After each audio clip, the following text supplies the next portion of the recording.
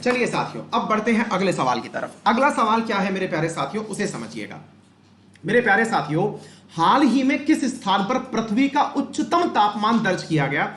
Pen paper लेकर के इस क्वेश्चन को हाल सॉल्व करिएगा। बहुत महत्वपूर्ण चीजें हैं, समझने के लिए आपको कंटेंट की डेप्थ में जाना होगा। क्या है मेरे प्यारे साथियों, अब तसल्ली से इस बात को सुनिए।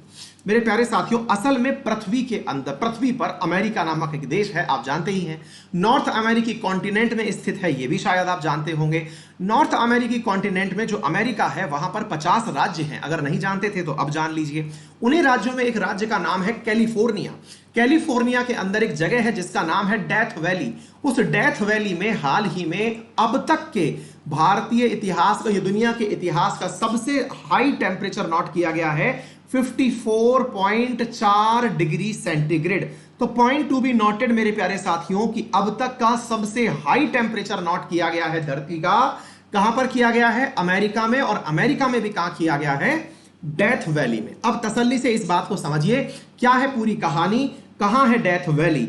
ये है मेरे प्यारे साथियों द गार्जियन की न्यूज, और इसके अंदर 54 degree 4 degree possibly the hottest ever reliably recorded. मतलब इसका क्या है, एक्चुअली क्या है कि वर्ष 1913 में भी एक रिकॉर्ड ऐसा बना हुआ है जिसमें लिखा गया है 56 डिग्री सेंटीग्रेड टेम्परेचर, लेकिन उसके ऊपर विश्वास नहीं किया जाता क्योंकि 1913 में ऐसी कोई मशीन नहीं थी जो इतना एक्यूरेट टेम्परेचर नाप दे। ऐसी स्थिति में बड़ा सवाल बनता है कि वर्तमान का जो टेम्परेचर है इसे पॉसिबल है एवर रिलायबल, रिलायबल मतलब जिस पर विश्वास किया जा सके, वो टेम्परेचर है। कहां है डेथ वैली? ये जरा मैप देखिए अमेरिका का। मेरे प्यारे साथियों, ये है नॉर्थ अमेरिका। जरा इसका पहले स्ट्रक्चर देखते हैं। हम नॉर्थ अमेरिका के बारे में कुछ जरूरी बातें जानते हैं। मेरे प्यारे साथियों, नॉर्थ अमेरिका का एक देश है अमेरिका। नॉर्थ अमेरिका का एक देश है अमेरिका, जिसे यूनाइटेड स्टेट्स ऑफ अमेरिका कहते हैं। उसके अंदर एक जगह है जिसका नाम है कैलिफोर्निया। ये रहा कैलिफोर्निया, और कैलिफोर्निया में ये जो रेड मार्क किया हुआ है ये स्थान है डेथ वैली। अगर आप इसे ध्यान से देखें तो इसकी ज्योग्राफिकल लोकेशन पहचानने का प्रयास करें।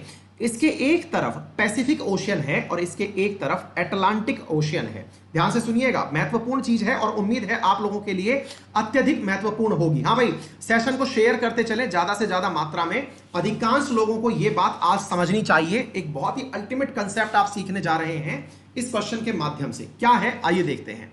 मेरे प्यारे साथियों, जब हम अमेरिका का मैप देखते हैं तो इस अमेरिका के मैप में, मैप को पढ़ते समय 4 चीजें ध्यान रखनी होती हैं। क्या? जैसा मैंने अक्सर बताया है, आपके सिर की तरफ ऊपर होता है नॉर्थ, पैरों की तरफ होता है साउथ, और मेरे प्यारे साथियों सीधे हाथ की तरफ होता है ईस्ट, और इधर की तरफ होता है वेस्ट। अब ध्यान से देखिए, अगर हम नॉर्थ अमेरिका की बात करें, ये लीजिए, ये रहा नॉर्थ अमेरिका और ये रहा United state.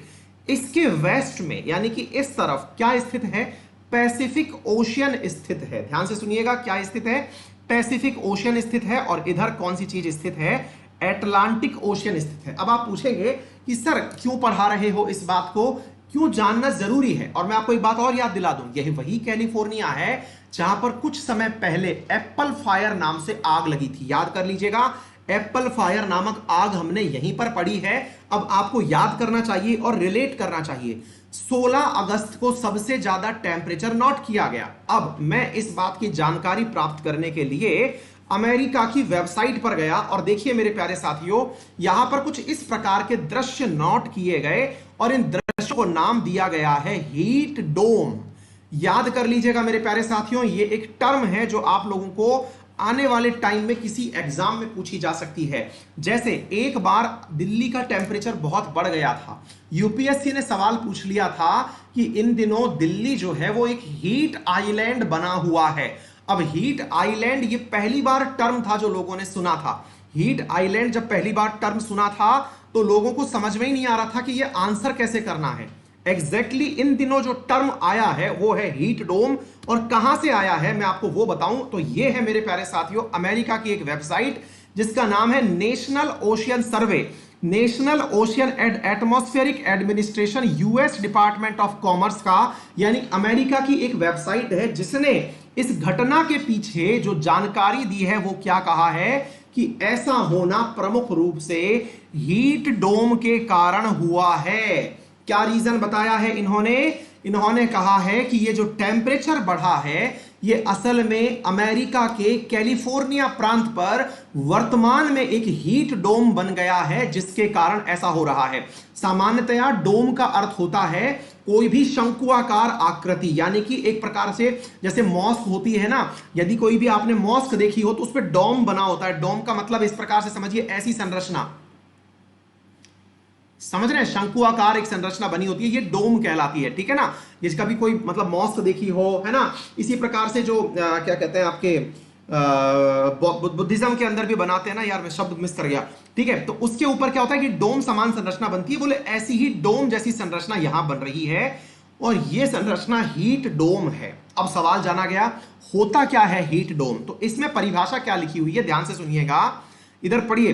A heat dome occurs when the atmosphere traps, यानी एटमॉस्फेयर यानी वातावरण पकड़ लेता है। क्या पकड़ लेता है? Ocean air like a lid और ए कैप। मतलब क्या हुआ, जब कोई कैप बना करके वातावरण जो है वो ओशियन की गर्मी को यानी समुद्र की गर्मी को अपने अंदर पकड़ के बैठ जाता है, तो हीट डोम का निर्माण होता है। दोबारा सुनिएगा, महत्वपूर्ण कंसेप्ट है ज्योग्राफी के पॉइंट ऑफ व्यू से, इसको नोट कर लीजिएगा कहीं भी। और ये परिभाषा है, और ये सरकारी वेबसाइट है अमेरिका की, जहां से मैं आपके लिए लेके आया हूं। क्या है हीट डोम? क्या है इसमें कहा गया कि जब एटमॉस्फेयर कोई भी हीट ओशियन एयर को, अब आप पूछेंगे सर एक बात बताएं, बोले हां यहां तो ओशियन है ही नहीं, ये तो अमेरिका है, केवल यहां से लेकर के यहां तक पूरा अमेरिका है, इसमें हीट वो कहां है, क्या कहते हैं ओशियन कहां है? हमने कहा ठीक बात है। तो मेरे प्यारे साथियों, मुझे इससे आगे वाले पैराग्राफ में ये वाली लाइन मिली, अब आप इसे समझिएगा। बोले ओशियन तो यहां नहीं है, तो ओशियन कहां है? ओशियन ये रहा। मैंने इसीलिए आपको दिखाया था कि यूनाइटेड स्टेट के एक तरफ ये पैसिफिक ओशियन है और इसी के बगल में कैलिफोर्निया है। तो इसका मतलब यह हुआ कि पैसिफिक ओशियन की जो गर्मी है वो इस जगह पर एटमॉस्फेयर द्वारा पकड़ के रख ली गई है। दोबारा सुनिए क्या बोल रहा हूं, पैसिफिक ओशियन की जो गर्मी है वो किसके द्वारा पकड़ ली गई है? वो इस समय कैलिफोर्निया का जो वातावरण है उसने पकड़ ली है, ट्रैप कर ली है। अब आप पूछेंगे, बोले सर पैसिफिक ओशियन में गर्मी क्यों है? हमने कहा हाँ, ये बात आपको समझ में आनी चाहिए जब आप इसको पढ़ेंगे। तो इसी वेबसाइट पर फर्दर जानकारी ये दी हुई है, this happens when strong and high pressure atmosphere condition combine with influence from La Nina. ध्यान से सुनिए, टर्म आ गया एक नया, हालांकि आप में से कई ज्योग्राफी के विद्वान इन चीजों को जानते होंगे। एक का नाम है ला नीना और एक का नाम होता है अल नीनो। आप जानते होंगे, मेरे को उम्मीद है ऐसा। मेरे प्यारे साथियों, कहा गया कि जब हाई प्रेशर का यानी कि एटमॉस्फेयर में वातावरण में ज्यादा दाब जो है वो ला नीना के साथ मिलता है, तो एक पूरे एरिया के अंदर टेम्परेचर को अपने अंदर पकड़ लेता है और ऐसी स्थिति में एक डोम सदृश संरचना हाई प्रेशर वाली बन जाती है। तो अब बड़ा सवाल यह बन के आया, बोले सर एक बात बताइए। हमने कहा पूछिए। बोले सर इसका मतलब तो यह हुआ कि ये जो डोम सदृश संरचना है इसका हाई प्रेशर से और दूसरी चीज कौन सी है, ला नीना से कोई संबंध है। बोले सर ला नीना और अल नीनो भी बता दीजिए। हमने कहा सरल रूप से इतना समझ लीजिए मेरे प्यारे साथियों, अगर केवल इतना समझना है तो ला नीना के अंदर कुछ इस प्रकार का दृश्य बनता है। क्या बनता है? ला नीना के अंदर तुलनात्मक रूप से जो समुद्र का पानी है वो ठंडा हो जाता है। फिर आप पूछेंगे अरे सर गलत बोल रहे हो आप, ठंडा हो जाता है फिर तो गर्मी आ ही नहीं सकती। अरे हमने कहा भाई समुद्र का पानी दक्षिण अमेरिकी तट पर ठंडा हो जाता है, उत्तरी अमेरिकी तट पर भी ठंडा हो जाता है। परेशानी यह है कि अगर इस अमेरिकी मैप को आप ध्यान से देखें तो ये वाला मैप, ये वाला है पूरा की पूरा पैसिफिक ओशियन। ध्यान से सुनिएगा, ये है पैसिफिक ओशियन और इस पैसिफिक ओशियन में ये वाला तट इस प्रशांत महासागर का ईस्टर्न तट है और इधर वेस्टर्न तट है। प्रशांत महासागर का एक तरफ वेस्टर्न तट है, एक तरफ ईस्टर्न तट है।